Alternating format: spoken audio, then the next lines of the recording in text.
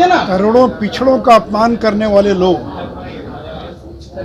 और आज सत्याग्रह का नाटक कर रहे हैं। और दिल्ली में आज जो पहला सत्याग्रह हुआ उसमें जगदीश टाइटलर जो हजारों सिखों के हत्या के आरोपी हैं, जो देश में सिख विरोधी दंगे हुए थे और जिसमें हजारों सिखों की का कत्लेआम कर दिया गया था कांग्रेस के राज में, इसके जो मुख्य आरोपी हैं जगदीश टाइटलर, वो दिल्ली में धरना का नेतृत्व कर रहे हैं।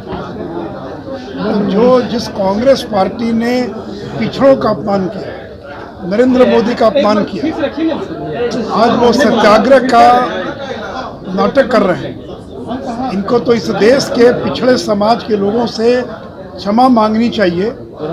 जिस तरह से राहुल गांधी ने और चौकीदार चोर है के मुद्दे पर सुप्रीम कोर्ट में माफ़ी मांगी थी, उसी प्रकार राहुल गांधी को इस देश के करोड़ों पिछड़ों से क्षमा मांगनी चाहिए, खेद प्रकट करना चाहिए। इन्होंने इस देश के करोड़ों पिछड़ों को अपमान किया है। देखिए, पिछड़ों का अपमान करके और सत्याग्रह करेंगे तो उनका ये पाप धुलने वाला नहीं है और देश की जनता कभी भी राहुल गांधी और ऐसे लोगों को माफ नहीं करेगी। सर, प्रमोद तिवारी है कांग्रेस सांसद, वो हंसते हुए कह रहे थे जो सजा मिली वो बहुत ज्यादा हो गई है, वो कम मिले, दो भागों में बट रही है कैसे कांग्रेस की? नहीं, देखिए, कल भी रविशंकर जी ने पूरी बातों को रखा है कि ये फैसला है, न्यायालय का फैसला है। आप न्यायालय के फैसलों को चुनौती दे सकते हैं, लेकिन जज की मंशा पर संदेह पैदा कर रहे हैं। तो इनको न तो इलेक्शन कमीशन पर भरोसा है, जब चुनाव हारते तो कहते कि ईवीएम में गड़बड़ी थी, चुनाव आयोग ने गड़बड़ कर दिया। कल अगर मनोनुकूल फैसला नहीं आता तो ये न्यायपालिका पर अंगुली उठाते हैं।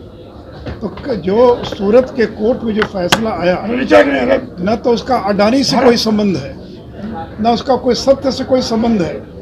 अगर आपने सत्य कहा है तो उसकी सजा भुगती। अगर मैंने सत्य कहा है तो क्या ये सत्य है कि इस देश के जो करोड़ों पिछड़े समाज के लोग हैं, ये सारे लोग चोर हैं? तो आपने तो इस देश के पिछड़ों को चोर बता दिया, तो ऐसे व्यक्ति को यह देश कभी भी स्वीकार नहीं कर सकता। अखिलेश यादव ने कहा कि कांग्रेस भी सीबीआई का दुरुपयोग करती थी। नहीं, देखिए, कांग्रेस तो करती थी, बीजेपी ने कभी दुरुपयोग नहीं किया। और देखिए, आज अगर अखिलेश यादव या अरविंद केजरीवाल का बयान राहुल गांधी के पक्ष में आ रहा है तो इसका मतलब ये कदापि नहीं है ये लोग अगला चुनाव मिलकर लड़ेंगे। अगर ममता बनर्जी ने कोई बयान दिया राहुल गांधी के पक्ष में, तो क्या ममता बनर्जी बंगाल के अंदर चुनाव कांग्रेस के साथ मिलकर लड़ेगी चुनाव?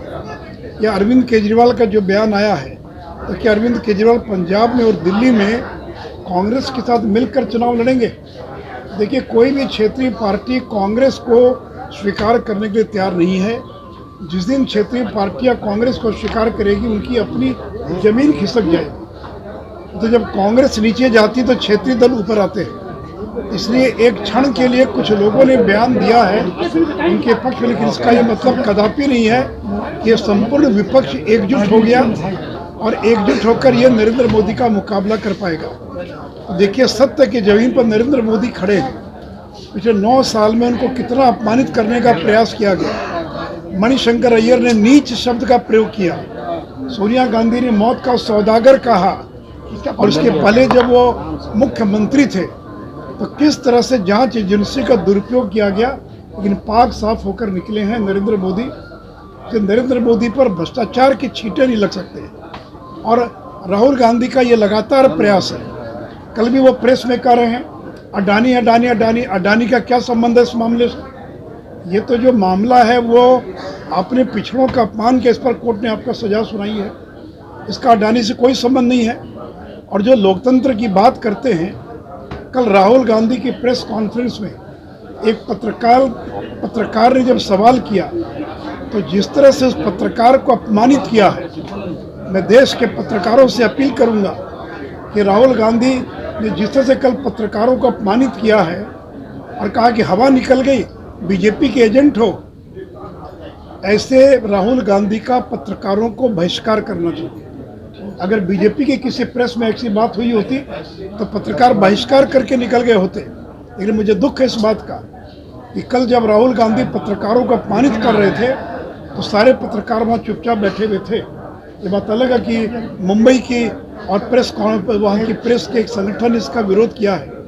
मैं देश के तमाम प्रेस और मीडिया कर्मियों से अपील और आग्रह करूँगा कि कल देख लीजिए किस तरह से राहुल गांधी ने मीडिया को जलील अपमानित करने का काम किया। तो इनका यही काम है, कभी मीडिया को अपमानित करेंगे, कभी जजेस को करेंगे, कभी न्यायपालिका को, कभी इलेक्शन कमीशन को, कभी नरेंद्र मोदी को।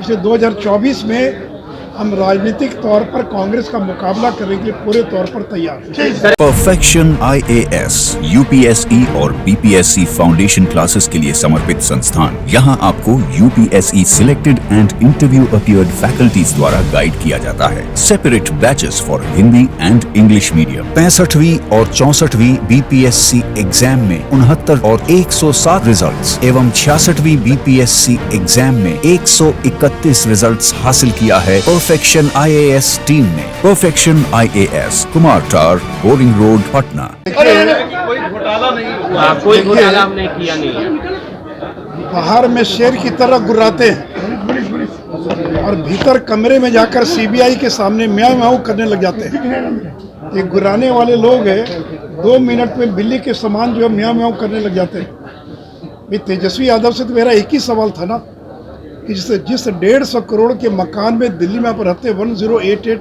न्यू फ्रेंड्स कॉलोनी, आप उसके मालिक कैसे बन गए?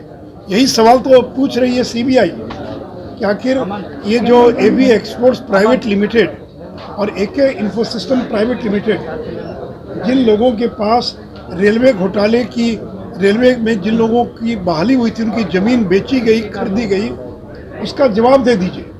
और ये ललन सिंह कहते हैं कि देश में इमरजेंसी जैसी स्थिति पैदा हो गई। ललन जी, आप ही ने पुख्ता सबूत दिया है, कह रहे कि 2 बार केस बंद हो गया, कभी भी केस बंद नहीं हुआ था। ललन सिंह कभी भी कमज़ोर सबूत नहीं देते हैं। ललन सिंह के इस सबूत के कारण लालू यादव को सजा हुई और ललन सिंह ने ही नौकरी के बदले ज़मीन वाले मामले में इतना पुख्ता सबूत दिया कि भले ही कांग्रेस के ज़माने में CBI चुप बैठ गई होगी, लेकिन ललन सिंह के ही सबूत के आधार पर अब CBI कार्रवाई कर रही है। इसलिए इतने पुख्ता सबूत हैं, इनको आगे भी कई बार CBI के सामने जाना पड़ सकता है। इसका क्या हसरा होगा कोई नहीं जानता है। CBI ने केवल इतना कहा अभी तक कि इस महीने तक गिरफ्तारी नहीं होगी, लेकिन आगे क्या होगा ये कोई नहीं जानता है। ये जोर जोर से चिल्लाते हैं, गुर्राते हैं कि हम झुकेंगे नहीं। अरे मत झुकिए, नहीं झुके तभी तो लालू जी को 4 मामलों में सजा हो गई ना। इसका झुकने से बाकी से क्या संबंध है? इससे मैंने कहा कि शेर के समान बाहर गुर्राते हैं, लेकिन भीतर जाकर भीगी बिल्ली बन जाते हैं और म्याऊं म्याऊं करने लग जाते हैं।